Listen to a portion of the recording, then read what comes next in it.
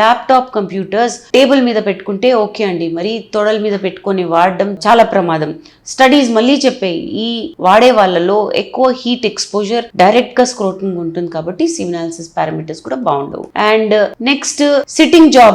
ఈ మోడర్న్ ఎకానమీలో ఏంటంటే లాంగ్ పీరియడ్స్ ఆఫ్ టైం కూర్చుంటున్నారు. అది డెస్క్ జాబ్ కావచ్చు, లేదా లాంగ్ డిస్టెన్సెస్ క్యాబ్ లో ట్రావెల్ చేయడము, బస్సుల్లో ట్రావెల్ చేయడము, ఎక్కువసేపు కూర్చొని వెళ్తున్నారు అనుకోండి, స్క్రోటల్ టెంపరేచర్ ఇంక్రీజ్ అయ్యి డాక్యుమెంటెడ్ ఎవిడెన్స్ ఇది, అంటే ప్రూఫ్ ఉంది స్టడీస్ ద్వారా, ఎక్కువసేపు కూర్చున్న వాళ్ళలో కణాల క్వాలిటీ బాగుండదు as compare to standing, walking, అంటే నించుంటున్నారు, వాకింగ్ చేస్తున్నారు అనుకోండి గంటకి, అలాంటి వాళ్ళలో చూసినప్పుడు తక్కువ పారామీటర్స్ ఉంటాయి.